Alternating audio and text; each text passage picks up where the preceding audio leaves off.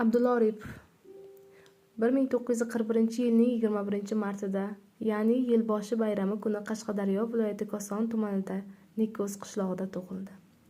Abdulla Oripov O'zbekiston Respublikasi davlat madhiyasining matni muallifi ekani bilan ham xotiralarda saqlanib qoladi. U Navro'z va Mustaqillik bayramlarini o'tkazish bo'yicha yozilgan aksariyat ssenariylar muallifidir.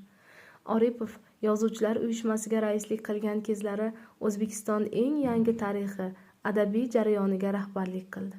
Uning she'riyati Muhammad Yusuf kabi ko'plab shoirlar ijodini shakllantirishga ta'sir ko'rsatdi. Abdulla Oripov sen bahorni sog'inmadingmi? Uyg'onguvchi bog'larni kezdim, topay dedim qirdan izingni.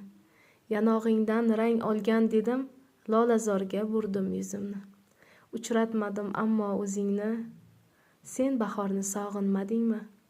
Uzoqlardan zalvarli tog'lar, xayolimni keldilar bosib, kechdi qancha intizor chog'lar, vasling menga bo'lmadi nasib, sensiz men ham bahor ham g'arib, sen bahorni sog'inmadingmi?